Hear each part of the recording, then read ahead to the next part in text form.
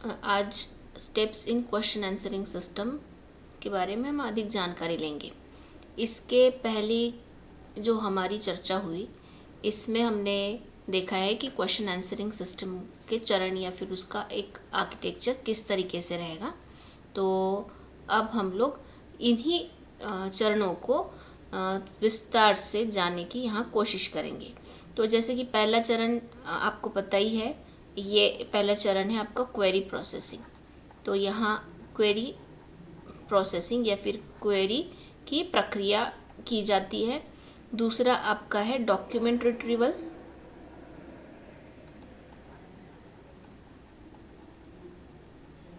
और तीसरा है पैराग्राफ रिट्रीवल,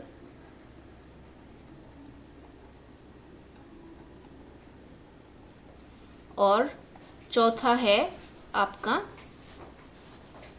आंसर एक्सट्रैक्शन। अब ये चारों चरण जो है क्वेरी प्रोसेसिंग से लेके तो आंसर एक्सट्रैक्शन तक, तो यहाँ पर हम इसे किस तरीके से करेंगे ताकि हम लोग क्वेश्चन आंसरिंग सिस्टम की डिज़ाइन कर पाएंगे, ये इस परिप्रेक्ष्य में हम लोग इसकी जानकारी लेंगे। तो सबसे पहला है कि यहाँ क्वेरी प्रोसेसिंग की बात करेंगे। तो मैंने एक उदाहरण के तौर पर एक वाक्य मैंने यहाँ लिया है कि who is the founder of Amazon. अब ये जो क्वेरी है, ये क्वेरी आपको सबसे पहले चरण में प्रोसेस करनी है। तो क्वेरी प्रोसेसिंग जो मॉड्यूल है या क्वेरी प्रोसेसिंग का जो चरण है, इसमें क्या होता है कि आपकी जो क्वेरी है उसका एक तरीके से टोकनाइजेशन किया जाता है और उसका पार्ट ऑफ स्पीच टैगर के द्वारा टैग कौन कौन से है, उसके पार्ट ऑफ स्पीच के टैग्स कौन कौन से हैं, इसकी जानकारी प्राप्त की जाती है। तो जैसे कि यहाँ आप देख सकते हैं कि who is the founder of Amazon में अगर हम लोग पॉज करेंगे तो जैसे ये प्रोनाउन की तरह काम करता है। उसके बाद में ये ऑक्सिलरी वर्ब है, इसके बाद ये डिटर्मिनर है, फाउंडर आपका यहाँ नाउन है, और ये प्रीपोजिशनल फेज है, और यहाँ पर ये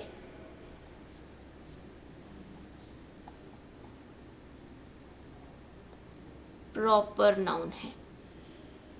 अब यहाँ पर ये सारे के सारे जो पॉज टैग्स हैं, इस पॉज टैग्स में से क्वेरी प्रोसेसिंग में ये किया ऐसे जाता है कि जितने भी आपके उस वाक्य में नाउन है, वर्ब है या फिर नंबर है, वर्ब हो गया, एडजेक्टिव्स हो गया, इनको छोड़कर इन टैग्स को छोड़कर सभी को रिमूव किया जाता है। अब ये जैसे देखो यहाँ पर प्रॉपर नाउन प्रोनाउन जैसे काम कर रहा है, ऑक्सिलरी वर्ब है, डिटर्मिनर है, इनको अभी यहाँ से रिमूव किया जाएगा क्योंकि ये जो क्वेरी प्रोसेसिंग का भाग है, नाउन, नंबर्स, वर्ब्स, एडजेक्टिव्स, इस तरीके के जो महत्वपूर्ण टैग है, पार्ट ऑफ स्पीच है, वो रखे जाएंगे। तो यहाँ पर जब हम लोग इस क्वेरी को क्वेरी प्रोसेसिंग मॉड्यूल में डालेंगे तो हमें केवल फाउंडर ऑफ अमेज़ॉन ये क्वेरी प्रोसेस होके मिलेगी। तो यहाँ पर जैसे कि ये क्वेरी प्रोसेसिंग है तो आपने ये देखा है, साथ ही में इसके आंसर टाइप डिटेक्शन भी है। तो चूंकि यहाँ हु लगा हुआ है, इसमें हु है, तो हु बताएगा कि ये कौन सा टाइप का है, कि ये लोकेशन नहीं है, ना ही टाइम है, ना ही और कुछ डिस्क्रिप्टिव है, केवल और वो केवल पर्सन के बारे में जानकारी मांग रहा है कि भैया फाउंडर ऑफ अमेज़ॉन कौन है। तो ये क्वेरी जनरेट होने के बाद, मतलब उसका जो प्रोसेस होने के बाद में हमें 2 चीज़ें मिल जाती है कि ये हु टाइप का है, हु टाइप है जिसमें हमें व्यक्ति का नाम देना है, और फाउंडर ऑफ अमेज़ॉन उसका क्वेरी प्रोसेसिंग है। क्वेरी प्रोसेसिंग मतलब यहाँ क्वेरी फॉर्मेशन है कि क्वेरी का यहाँ फॉर्मेशन हो गया, कौन सा फाउंडर है, कौन फाउंडर है अमेज़ॉन का। ये आपकी क्वेरी प्रोसेसिंग मॉड्यूल के बारे में हमने किया चर्चा। उसके बाद आपका आता है डॉक्यूमेंट और पैराग्राफ, डॉक्यूमेंट रिट्रीवल और पैराग्राफ रिट्रीवल। अब ये डॉक्यूमेंट और पैराग्राफ रिट्रीवल में क्या होता है, देखिए जो कि ये मॉड्यूल काम करता है डॉक्यूमेंट रिट्रीवल।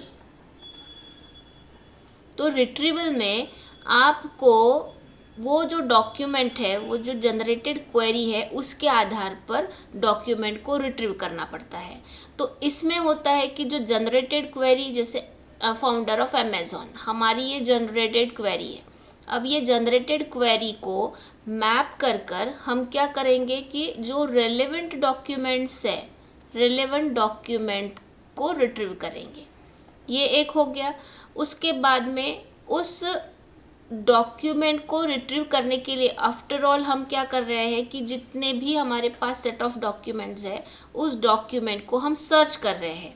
अब ये सर्च करने के बाद में यहाँ पर जैसे कि आप देख सकते कि इंफॉर्मेशन रिट्रीवल में डीप लर्निंग जैसी टेक्नोलॉजीज अभी आ गई है।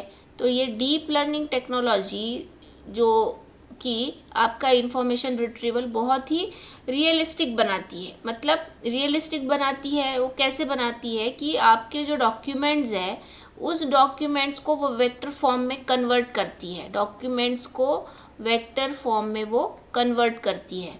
और इस वेक्टर फॉर्म में कन्वर्ट होने के बाद में आपका जो IR है या फिर आपका जो इंफॉर्मेशन रिट्रीवल है, वो बहुत आसान हो जाता है।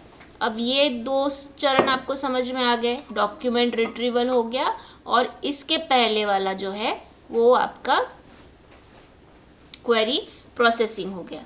अब देखो यहाँ पर एक है कि जैसे डॉक्यूमेंट रिट्रीवल हम कहाँ से करेंगे, तो हमने पहले भी उसके बारे में बात की है कि आपका विकिपीडिया हो गया, विकिपीडिया है, या फिर आपके जो वर्ल्ड वाइड वेब के कंसर्न पेजेस हैं वो हो गया, न्यूज़ वायर जैसी रिपोजिटरीज़ है या वेबसाइट्स है, इस तरीके से, या फिर आपकी इंस्टीट्यूशनल या ऑर्गेनाइजेशनल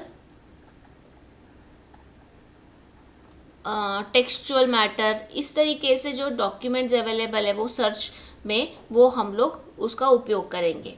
अब ये जो पूरा का पूरा डॉक्यूमेंट रिट्रीवल है, ये होने के बाद में हमें डॉक्यूमेंट्स तो पता चल गए कि भैया जो रिलेटेड टर्म है, जो हमने क्वेरी फॉर्म की है, इस डॉक्यूमेंट का भाग है। पर आगे ये ज़रूरी हो जाता है पैसेज रिट्रीवल। तो पैसेज रिट्रीवल हम क्यों करते हैं डॉक्यूमेंट रिट्रीव करने के बाद में भी, क्योंकि पैसेज रिट्रीवल में ये पता चलता है कि उस डॉक्यूमेंट के कौन से पर्टिकुलर पैसेज में वो क्वेरी है या फिर उस क्वेरी का फ्रेज या फिर कीवर्ड है।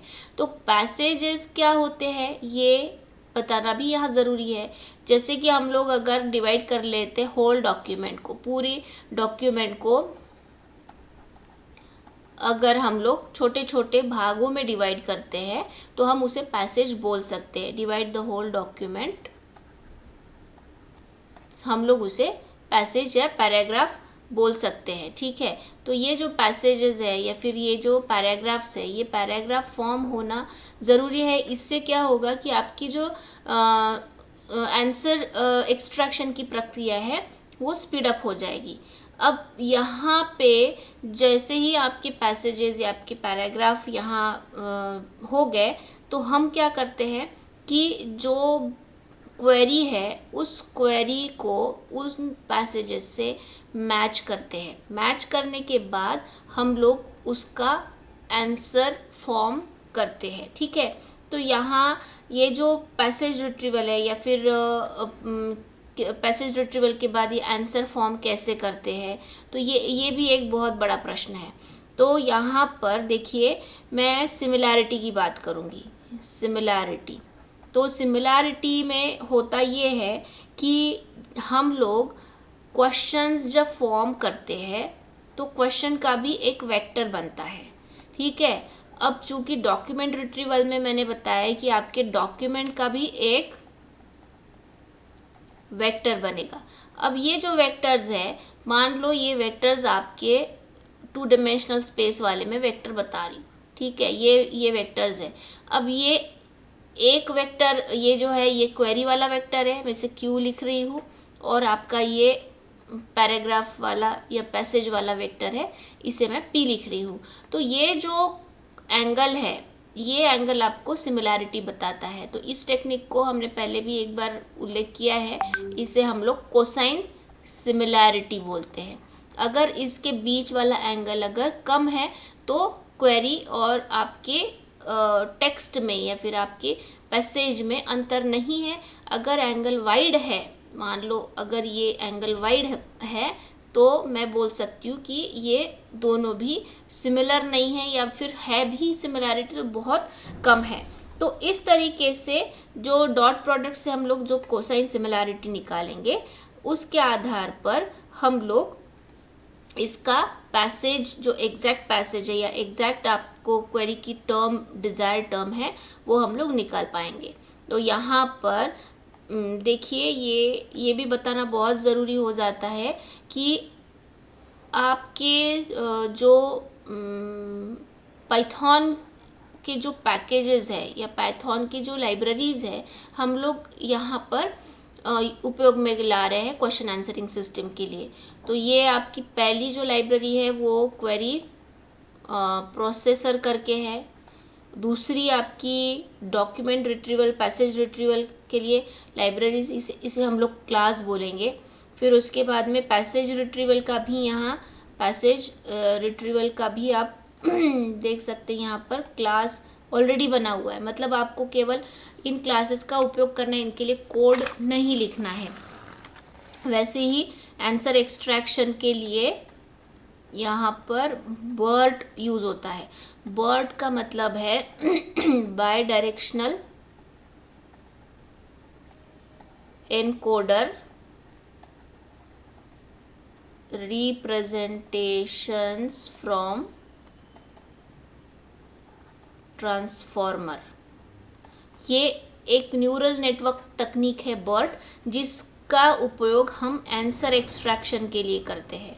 तो आंसर एक्सट्रैक्शन में अब मुझे ज़्यादा यहाँ पर डिस्कस करने की इसलिए ज़रूरत नहीं है कि आप समझ गए होंगे। हम लोग जैसे ही पैसेज तक आ रहे हैं और कोसाइन सिमिलैरिटीज़ मतलब डॉक्यूमेंट सिमिलैरिटी भी निकाल रहे हैं, पैराग्राफ सिमिलैरिटी, पैसेज सिमिलैरिटी निकाल रहे हैं, तो यहाँ पर ये जो क्वेश्चन है, आपका जो क्वेश्चन बना हुआ है और आपका जो एक्सट्रैक्शन या फिर रिट्रीव्ड पैसेज है, ये दोनों भी एज अ इनपुट करके काम करेंगे। किसमें? Input to the answer extraction module.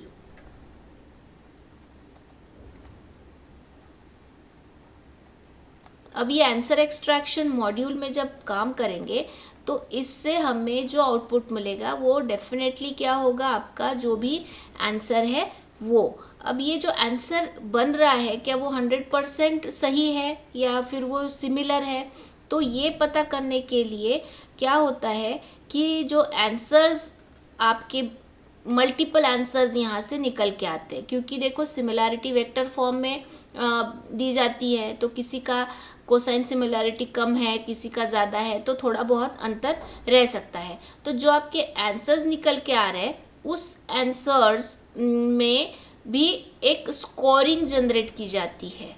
वो जो स्कोरिंग है वो जनरेट की जाती है, तो ज़्यादा जो सिमिलर आंसर्स है उनका स्कोरिंग ज़्यादा होता है। मतलब देखिए, सिमिलैरिटी एंगल कम है तो सिमिलैरिटी ज़्यादा है, और सिमिलैरिटी ज़्यादा है तो स्कोर उसका हम ज़्यादा मानते हैं। तो जो हाईएस्ट स्कोर है, तो हाईएस्ट स्कोर वाला जो भी आंसर होगा वो आपका फाइनल आंसर करके ट्रीट किया जाता है। फाइनल आंसर इसे हम लोग बोल सकते हैं।